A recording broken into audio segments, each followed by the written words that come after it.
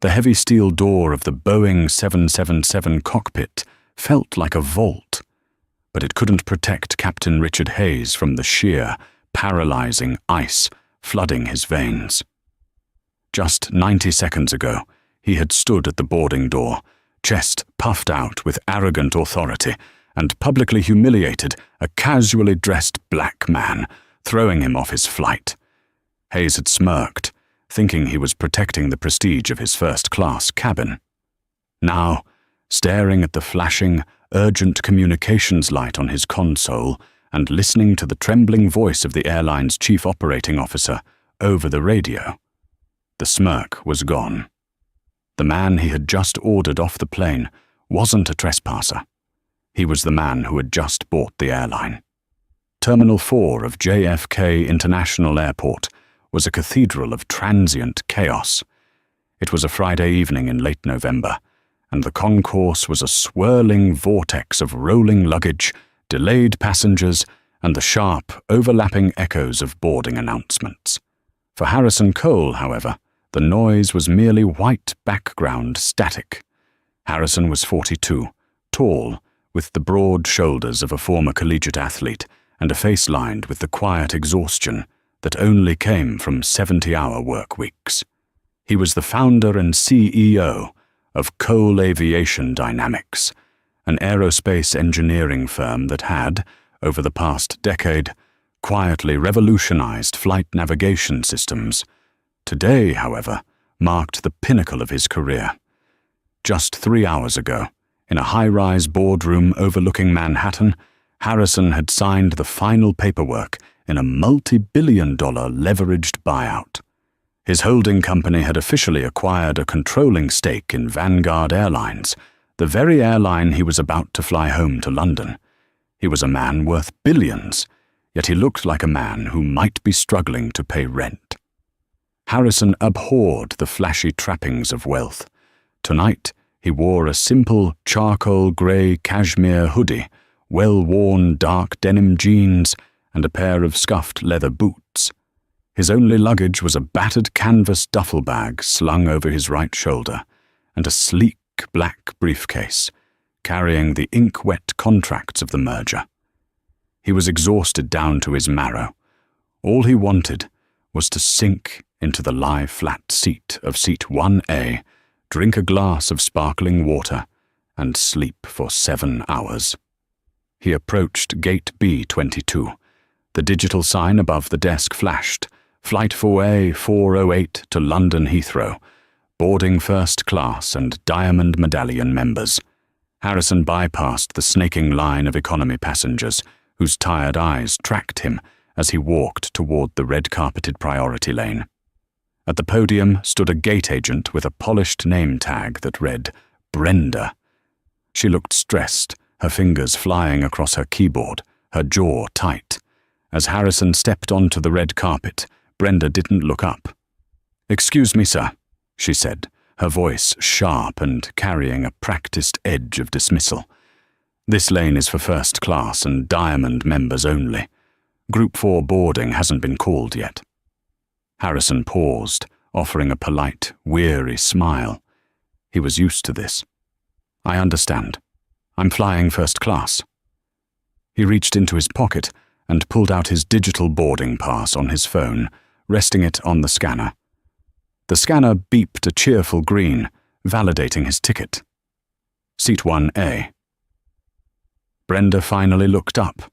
Her eyes darted from the screen to Harrison's hoodie, to his face, and back to the screen. A micro-expression of disbelief flickered across her features. She reached out, physically pulling the scanner closer as if the machine had made an error. "Mr. Cole?" she asked, her tone laced with poorly concealed skepticism. "Yes, that's me," Harrison said, his voice a low, calm baritone. "Is there a problem?"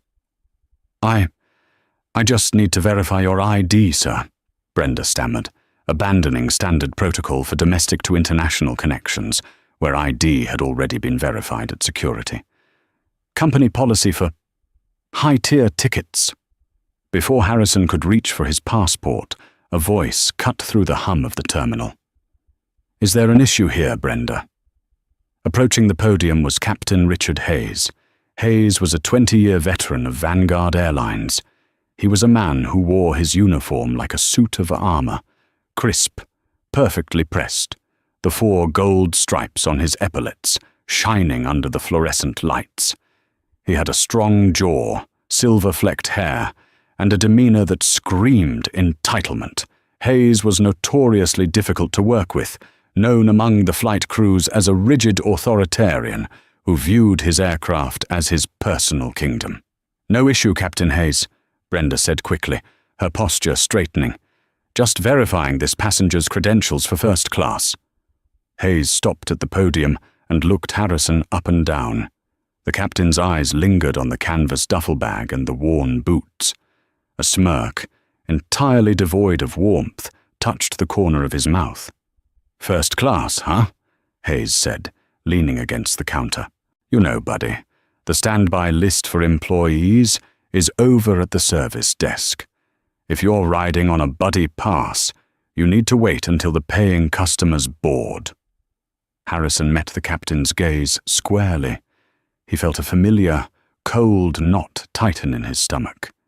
It was a feeling he hadn't experienced in years, not since the early days of pitching his startup to boardrooms full of older, white venture capitalists who had looked at him the exact same way. "I am a paying customer," Harrison said evenly, pulling his navy blue passport from his jacket pocket and placing it on the counter next to his phone. "And I'm not on standby. I'm in seat 1A. Hayes looked at the passport, then at the screen, and then back at Harrison. The undeniable proof was right there, yet Hayes's ego seemed incapable of processing it. He gave a short, dismissive scoff. "Right. Well, make sure you know how to behave up there. It's not a sports bar." Harrison's jaw tightened. "I know exactly how to behave on an airplane, Captain. Do you?"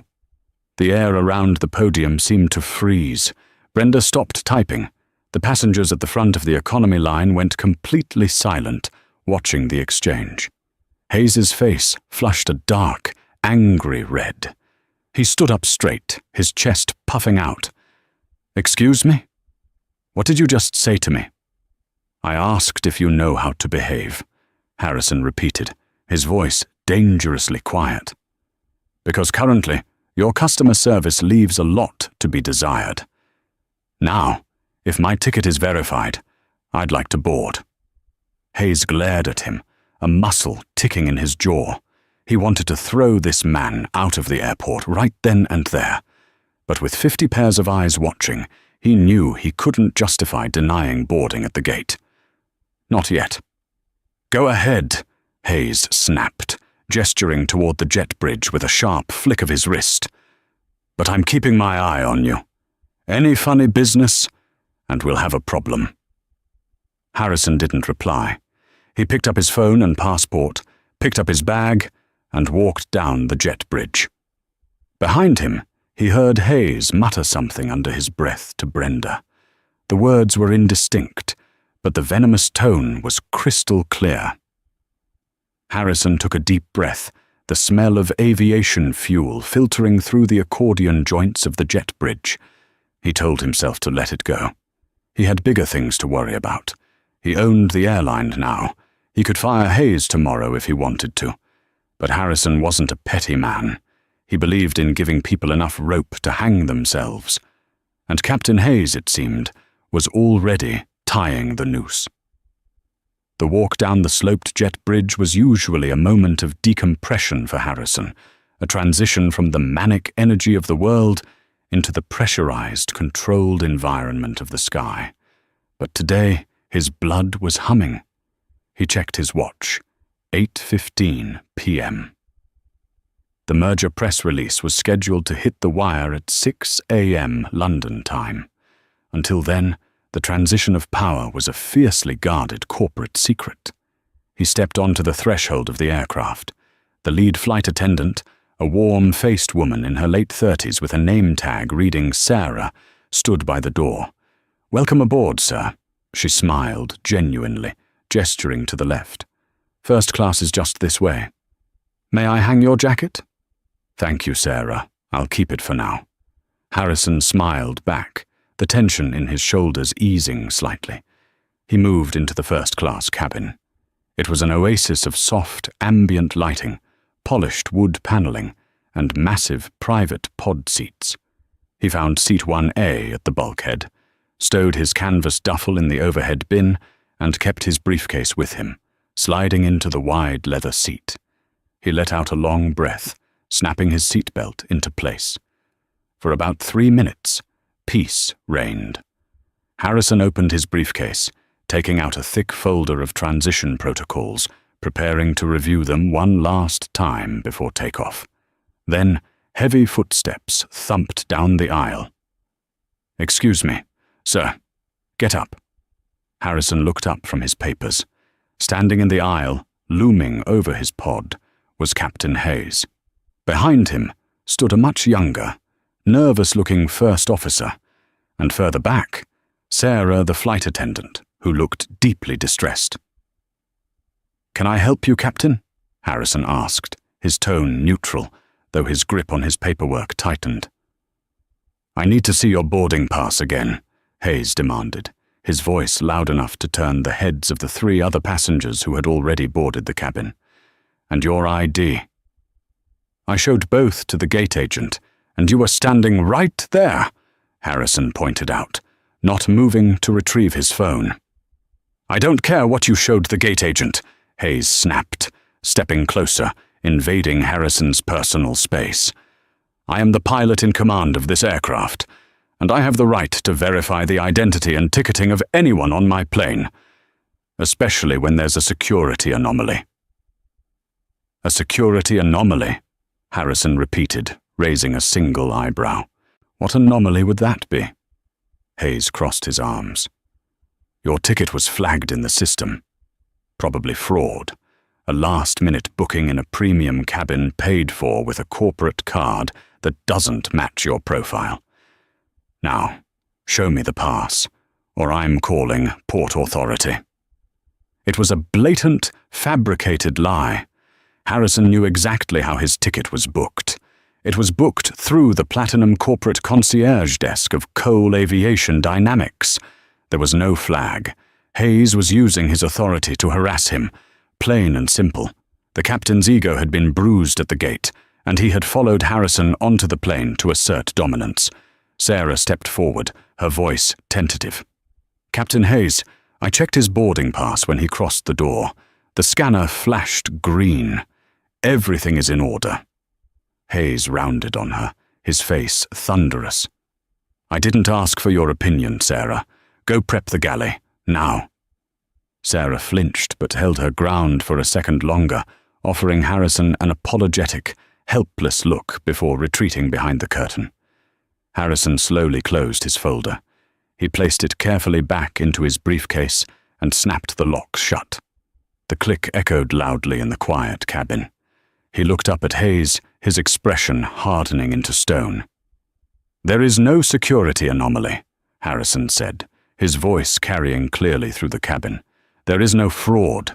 You saw me at the gate. You made a prejudiced assumption based on my race and my clothes. And when I didn't bow to your disrespect, your fragile ego couldn't handle it. So now you're abusing your federal authority to harass a passenger." The first officer behind Hayes paled, taking a subtle step back. Hayes leaned down, placing both hands on the privacy divider of Harrison's seat, his face inches away. "Listen to me very carefully," Hayes hissed, dropping the pretense of security protocols. "I don't know who you scammed to get this ticket or what kind of ghetto lottery you won. But I don't like your attitude. I don't like the way you talk to me, and I don't want you on my airplane. You are a disruption to my flight."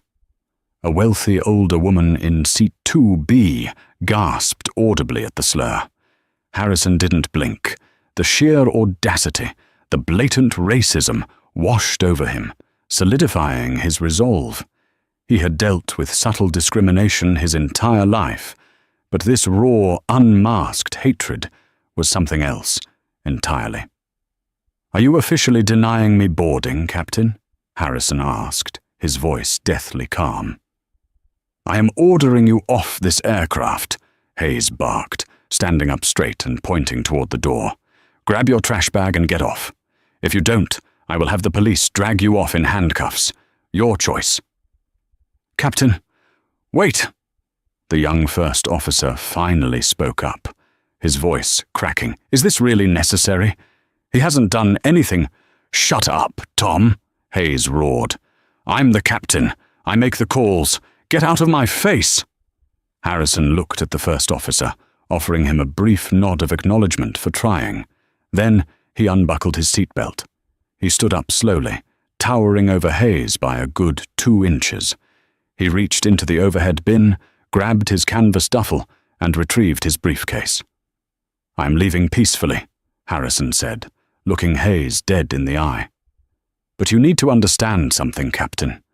You aren't just throwing a passenger off a plane. You are ending your career." Hayes let out a bark of harsh, mocking laughter. "My career? Buddy, I have 20 years with Vanguard. I'm union protected. You're nobody. Now get off my plane before I lose my temper." Harrison didn't say another word. He turned and walked down the aisle, past the horrified flight attendant Sarah, and stepped out the door, back onto the chilly jet bridge. The heavy metal door of the aircraft didn't close behind him. The boarding process had been entirely halted. A line of confused business-class passengers was backed up onto the jet bridge, watching as Harrison was essentially ejected from the plane. Harrison walked up the incline, away from the aircraft, until he found a quiet alcove near the gate desk. Brenda, the gate agent, watched him approach with wide, frightened eyes. She knew what had just happened, and she knew it was a massive violation of protocol. "Sir, I'm so sorry," Brenda whispered, looking terrified. Harrison held up a hand. "It's not your fault, Brenda, but I need you to hold this flight. Do not close that gate." I can't do that," she stammered. "Captain Hayes gave the order to board." "Just give me 60 seconds, Harrison said. He set his bag down on the carpet. He reached into his pocket and pulled out his phone. He bypassed his regular contacts, opening a secure encrypted dialer app. He typed in a private cell phone number he had memorized just 3 days prior. The phone rang twice. "Arthur?" A crisp, distinguished British voice answered. It was Arthur Pendleton, the chairman of the board for Omni Air Group, the parent company of Vanguard Airlines. "Arthur, it's Harrison Cole." "Harrison, good evening, my boy. Or should I say, congratulations, Mr. Chairman. The ink is dry, I presume?" "The ink is dry," Harrison confirmed, his tone strictly business. "But we have a severe operational issue that requires your immediate intervention. I am currently standing on the jet bridge at JFK, Gate B-22, Flight V, A408 to London." Arthur's tone shifted instantly, sensing the gravity in Harrison's voice. "What's wrong? Is there a mechanical failure?" "No, a failure of leadership," Harrison said flatly. "Your captain, my captain, Richard Hayes, just illegally and publicly ejected me from the first-class cabin. He fabricated a security threat, used racial slurs in front of passengers, and threatened me with police intervention when I called out his prejudice." Silence hung on the line for 3 agonizing seconds. When Arthur spoke again, his voice was deadly cold. "He threw you off the plane?" "Yes." "Does he know who you are?" "No. He thinks I'm a fraud who stole a ticket." "Good God," Arthur breathed. "Harrison, I am profoundly sorry. This is unacceptable, doesn't even begin to cover it." "I don't need apologies, Arthur. I need action. I am not flying with that man at the controls. And frankly, I don't want him flying any passenger ever again. I want him removed from the aircraft immediately. I want him suspended pending a full termination hearing. And I want a replacement pilot sourced so these people can get to London." "Consider it done," Arthur said firmly. "Stay exactly where you are. I am calling JFK Operations right this second." The line went dead.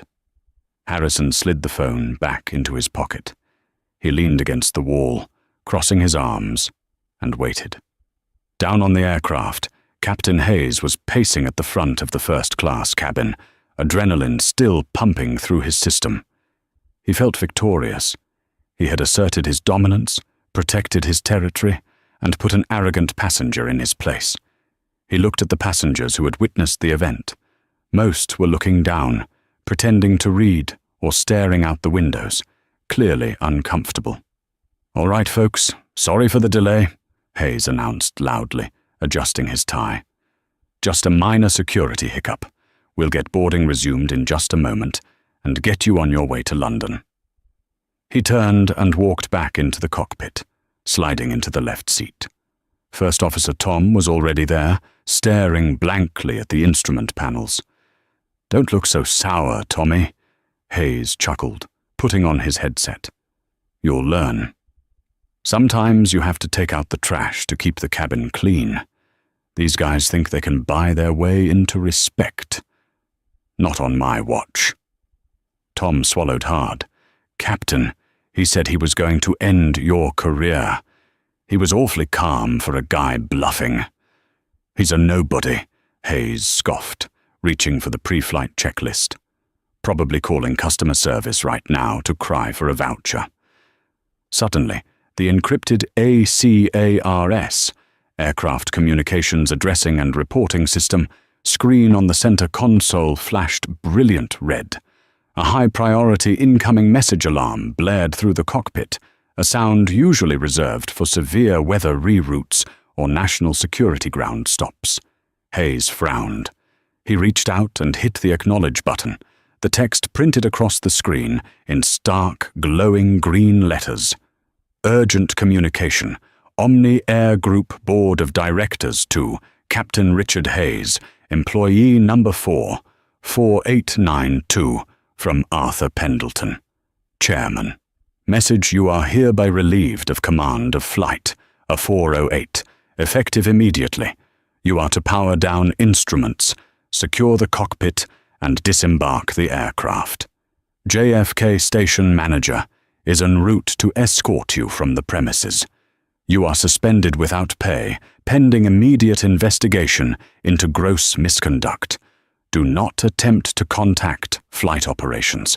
Hayes stared at the screen. The words blurred together. He blinked, rubbing his eyes, sure he was misreading it. Relieved of command. Chairman of the board. In 20 years, he had never received a direct communication from the chairman, not even the chief pilot. The chairman. What is this?" Hayes whispered, the blood draining from his face. Before he could process the impossible text on the screen, the cockpit radio crackled to life. It wasn't air traffic control. It was the internal frequency for JFK ground operations. "Flight 408, this is JFK Station Manager Davis." A breathless, panicked voice echoed through the speakers. "Captain Hayes, do you copy?" Hayes fumbled with the transmit button, his hand suddenly slick with sweat. I copy, Davis. What the hell is going on? I just got a prank ACARS message claiming." "It's not a prank, Richard," Davis interrupted, his voice trembling. "Oh my God, Richard, what did you do?" "What do you mean, what did I do?" "I kicked off a belligerent passenger, a security risk." "A security risk?" Davis's voice peaked in hysteria. "Richard, you idiot! The man you just threw off the plane is Harrison Cole.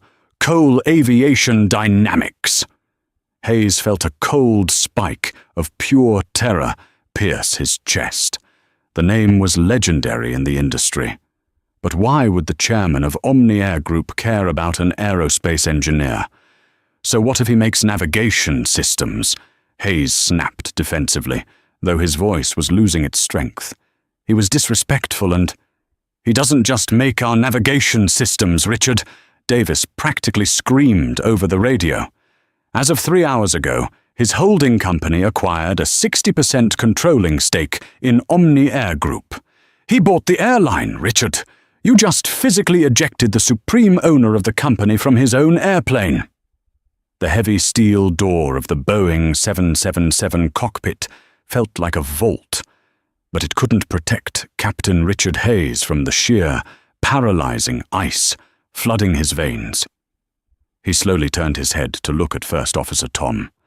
Tom was staring at him, eyes wide, with a mixture of horror and vindication. "Captain," Tom whispered.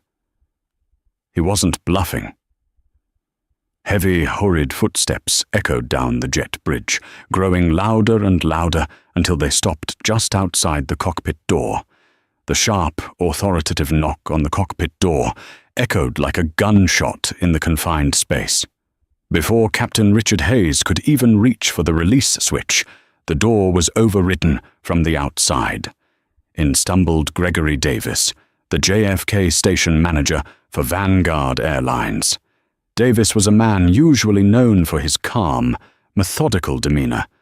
But right now, his tie was askew, his face was violently flushed, and he was gasping for air as if he had sprinted the entire length of Terminal 4. Two Port Authority police officers stood silently just behind him in the galley. "Davis!" Hayes started, his voice cracking. He tried to project his usual booming authority, but it came out as a pathetic wheeze. "Davis, listen to me. There has been a massive misunderstanding. The system—" "Shut up, Richard," Davis snapped, his voice trembling with a mixture of rage and terror. He stepped into the cockpit, pulling the heavy door partially shut behind him to block the view of the first-class cabin. "Do not say another word. You have already done enough damage to sink this entire hub." Hayes swallowed hard, his hands hovering uselessly over the center console. He wasn't dressed right. He had a canvas bag. You know the kind of fraud we've been getting on these London routes. "I checked the system logs while I was running down the concourse," Davis hissed, leaning in close so the first officer wouldn't hear every detail, though Tom was pressed against the window, trying to become invisible. There was no flag on his ticket. There was no security anomaly.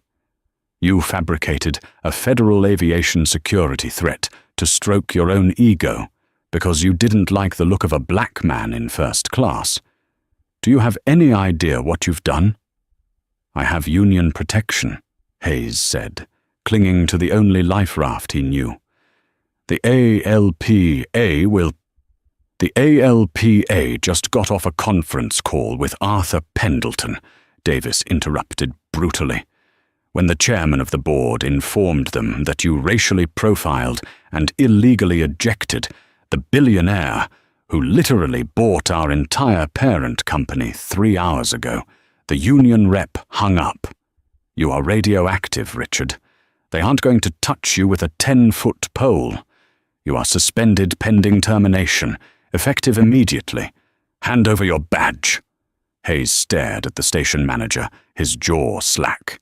The reality of the situation was finally piercing the thick armor of his arrogance. His 20-year career, his 6-figure pension, the prestige he wore like a second skin, all of it was vaporizing in real time. "Gregory, please," Hayes whispered, the color draining entirely from his face. "I can apologize. I'll go out there and apologize to Mr. Cole right now. I'll grovel if I have to. Just let me fly this route. Let me make it right." "It's too late for that," Davis said, holding out his hand. "Your badge, your epaulets. Now. The police are waiting to escort you off the airport property. If you make a scene, they will arrest you for creating a disturbance. Do not make this worse." With shaking hands, Hayes reached up and unclipped his Vanguard Airlines identification badge. He unfastened the 4 striped epaulets from his shoulders, the ultimate symbol of his command, and dropped them into Davis's palm. They hit the flesh with a pathetic, hollow smack. Hayes reached down, grabbing his flight bag. It felt 100 pounds heavier than it had 10 minutes ago. Walk out quietly, Davis instructed. Do not look at the passengers. Do not speak. Hayes turned and stepped out of the cockpit. The first-class cabin, which had been buzzing with confused murmurs, went dead silent the moment he emerged. The passengers watched him. They saw that his badge was gone. They saw that his shoulders were bare. The older woman in seat 2B, the one who had gasped at Hayes's earlier slur, looked at him with unvarnished disgust. Sarah, the lead flight attendant, stood by the forward galley. When Hayes met her eyes, he looked for a shred of sympathy. He found none. She stepped back, pressing herself against the bulkhead, putting as much distance between herself and him as possible. The walk down the aisle felt like 100 miles. Every step was agonizingly slow.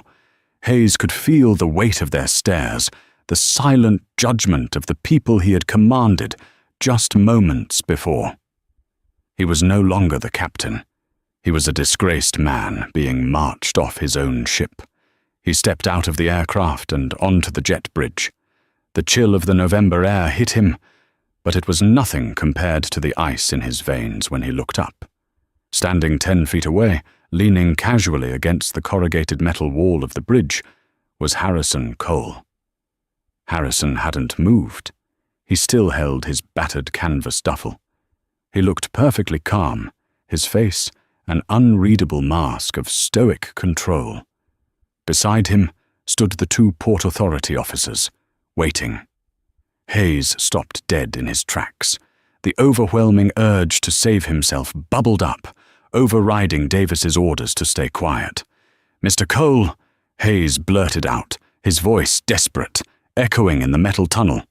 He took a step forward, but the police officers immediately shifted, resting their hands on their duty belts. Hayes froze. "Mr. Cole, please. I didn't know who you were. I swear to you, I didn't know." Harrison looked at the man. He didn't gloat. He didn't smile. There was no joy in this destruction, only a profound, weary sadness that men like Hayes still wielded power in the world. "That is exactly the problem, Richard," Harrison said, his baritone voice quiet, but carrying the devastating weight of an absolute truth.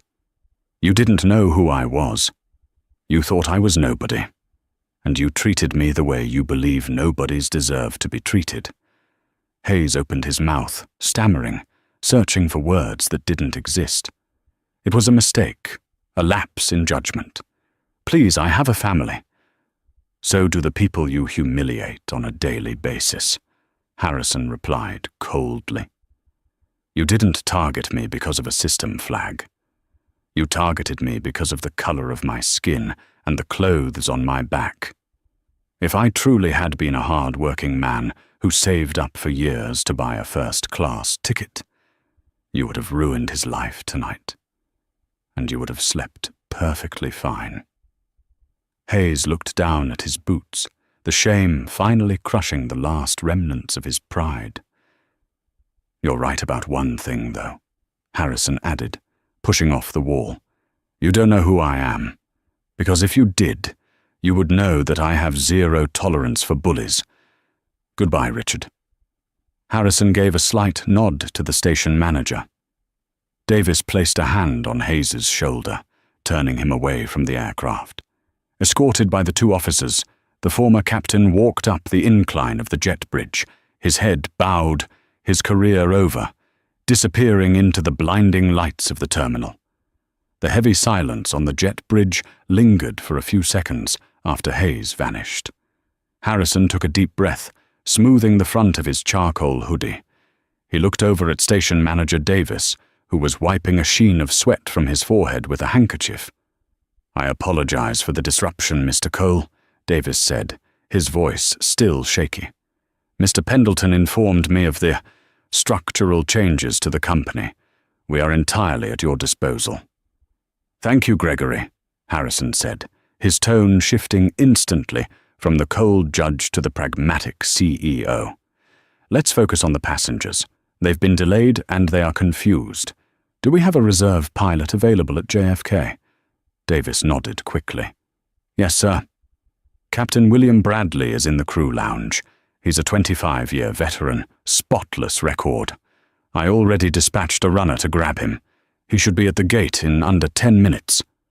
Excellent, Harrison said. He picked up his bag. Let's get these people to London. Harrison walked back down the jet bridge and re-entered the aircraft. As he stepped through the door, the tension in the first-class cabin was palpable. The passengers had seen the captain escorted off, and now the man who had been thrown off was returning. Whispers ceased immediately. Sarah, the flight attendant, approached him hesitantly. "Sir? Are you rejoining the flight?" "I am, Sarah." Harrison smiled warmly, projecting a calm reassurance that instantly settled her nerves. "And I want to apologize to you and the rest of the crew for the scene earlier. You handled a very difficult situation with grace." Sarah blinked, surprised by the compliment from a passenger who had just been aggressively ousted. "Thank you, sir. I'm just glad it's sorted." Harrison didn't sit down right away. He turned to face the first-class cabin. He knew the economy passengers couldn't hear him, but he needed to set the tone for the front of the house. "Good evening, everyone," Harrison said, his voice carrying an effortless authority. "I know the last 20 minutes have been confusing and stressful. I apologize for the delay. There was an operational issue regarding the previous captain's conduct that fell well below the standards of this airline. Vanguard Airlines does not tolerate discrimination or abuse of power in any form. A new, highly qualified captain is on his way, and we will be airborne shortly." He didn't introduce himself as the owner. He didn't boast. He just offered clarity and accountability. The elderly woman in seat 2B offered a slow, approving nod. The tension in the cabin visibly deflated. Harrison took his seat in 1A. A few minutes later, the first officer, Tom, emerged from the cockpit. The young man looked pale and deeply shaken by the rapid chain of events. He spotted Harrison and hesitated before walking over. "Sir," Tom said quietly, standing by the privacy divider. I just wanted to say I'm sorry. I should have spoken up louder. I should have stopped him." Harrison looked at the young pilot. He saw the genuine regret in Tom's eyes. "You're a junior officer, Tom," Harrison said gently. Standing up to a commanding officer in an authoritarian cockpit culture is one of the hardest things to do. But you tried. You questioned him when it counted. Hold on to that instinct. It will make you a great captain one day.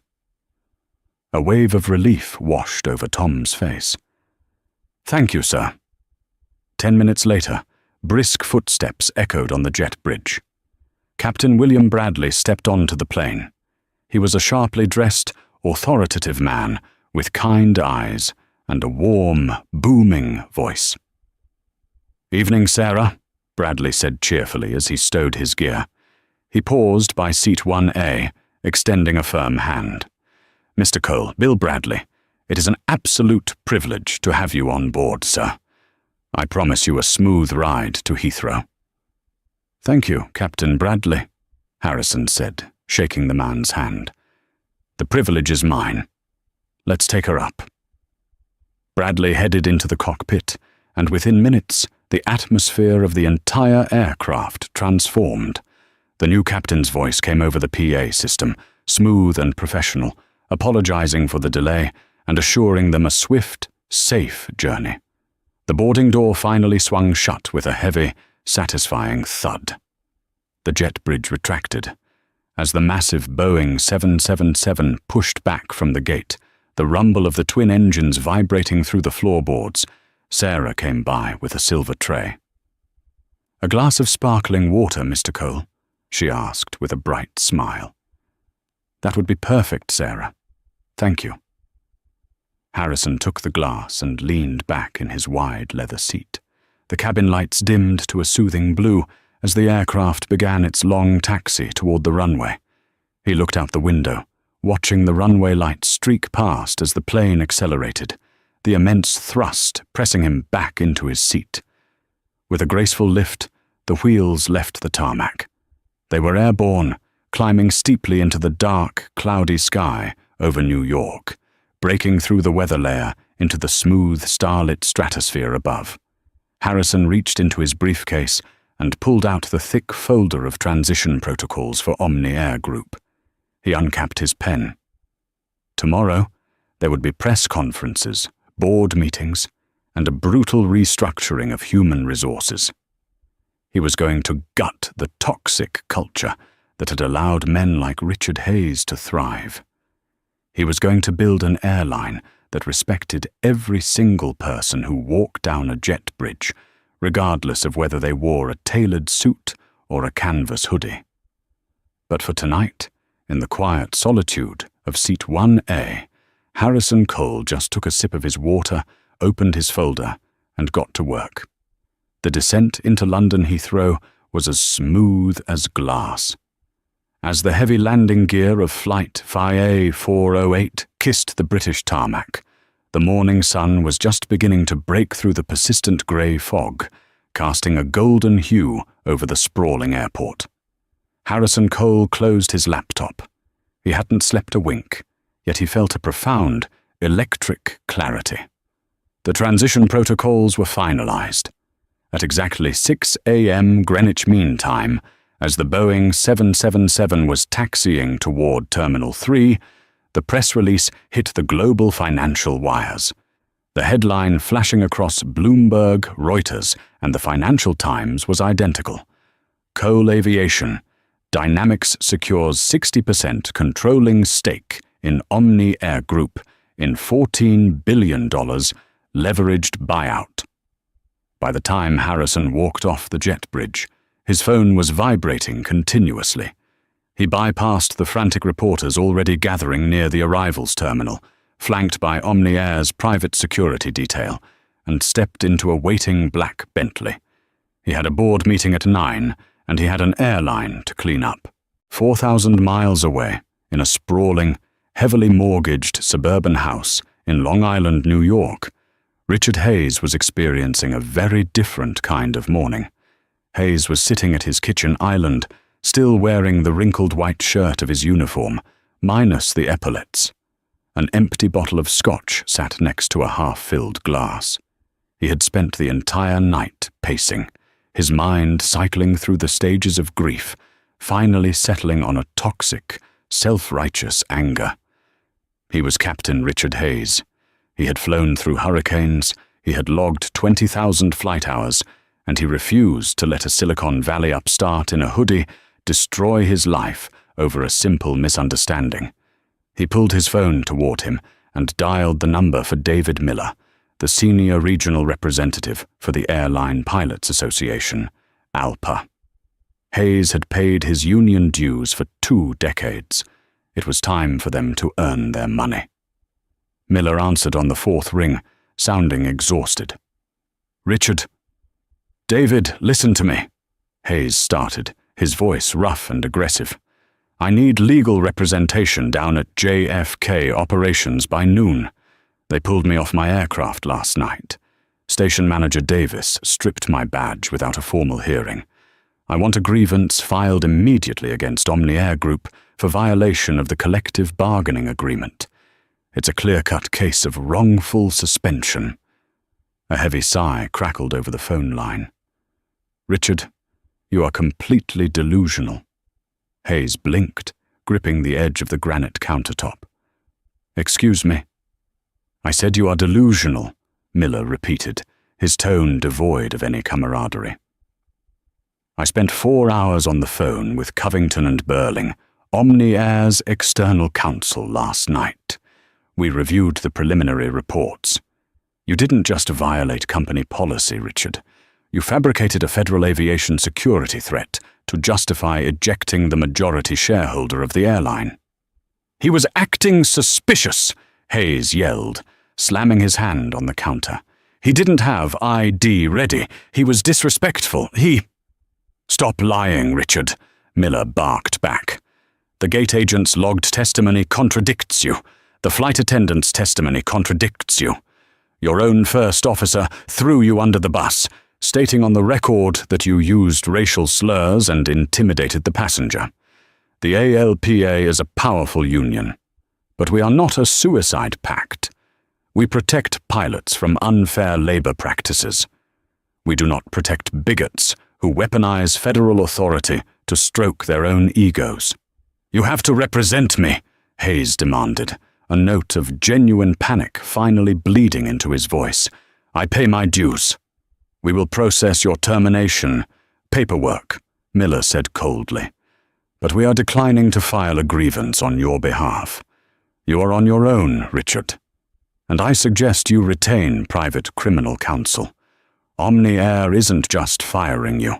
They are forwarding the incident report to the Federal Aviation Administration. The phone went dead. Hayes stared at the blank screen, the silence of his large, empty kitchen suddenly deafening. The FAA.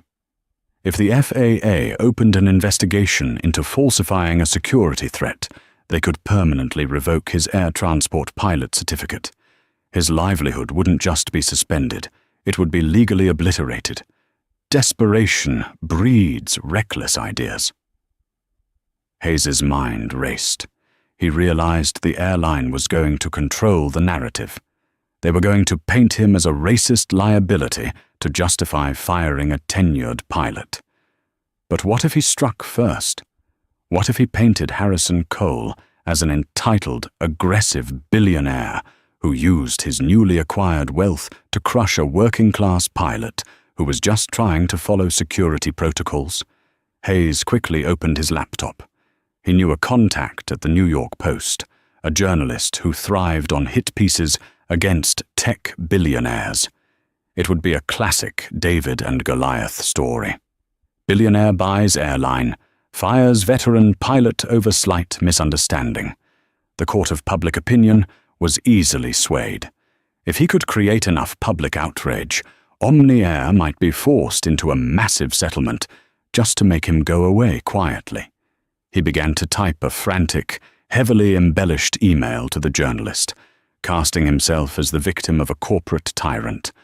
What Richard Hayes didn't know, what neither the station manager, nor the flight crew, nor even Harrison Cole knew, was that the modern world is filled with silent digital witnesses.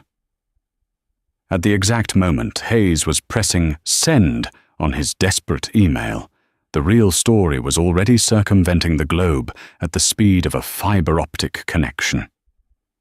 Margaret Sterling, the elderly woman who had been sitting in seat 2B, was not merely a wealthy retiree traveling to London.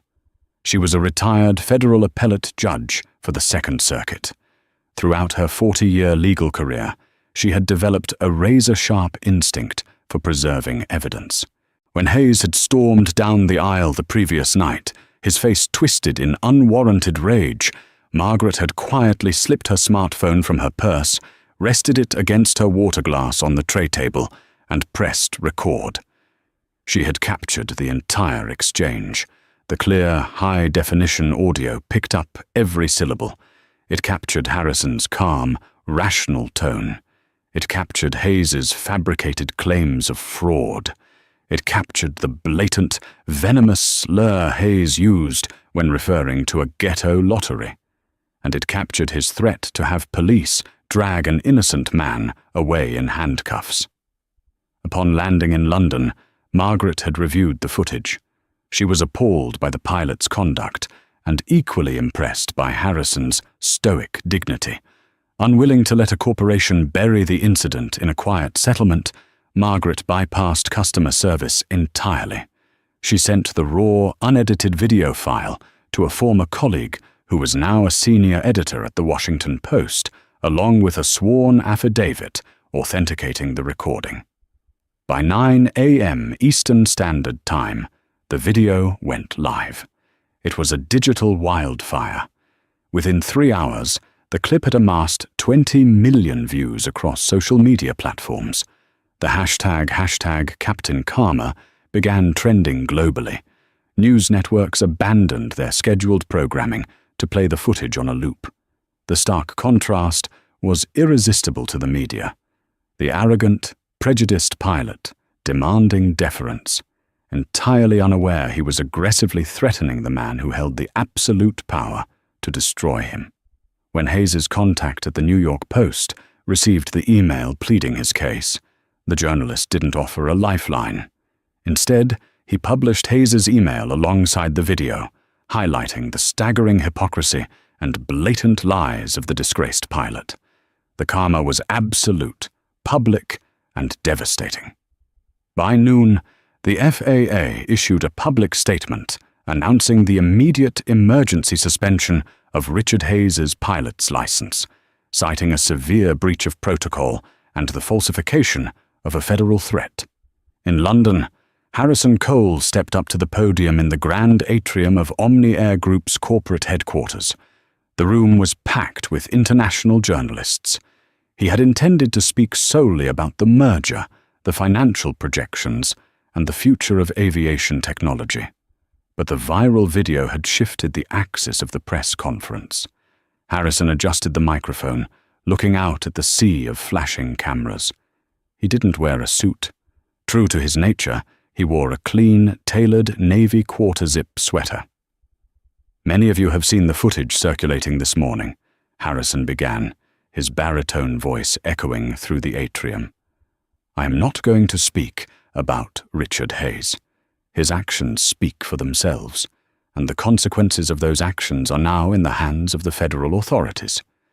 What I will speak about is the culture that allowed a man like him to operate with such impunity."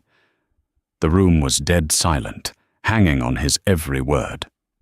For too long, the corporate hierarchy of aviation has protected abusive behavior under the guise of authority, Harrison continued. Today that ends at Omni Air. Effective immediately, we are instituting a zero-tolerance policy for discrimination, racial profiling, and crew harassment. Furthermore, we are establishing an independent, encrypted reporting system. Flight attendants, gate agents, and junior officers will now have a direct, protected channel to report pilot misconduct straight to the executive board, bypassing the union bottlenecks that have historically buried these complaints. He paused, his gaze sweeping the room. Power is a privilege, not a weapon. Whether you are the CEO of the company, the captain of a 777, or a passenger in seat 32F, you will be treated with absolute dignity on our aircraft. If you cannot abide by that standard, you will not fly with us. Thank you. 3 months later, the dust had settled. Richard Hayes was officially unhirable.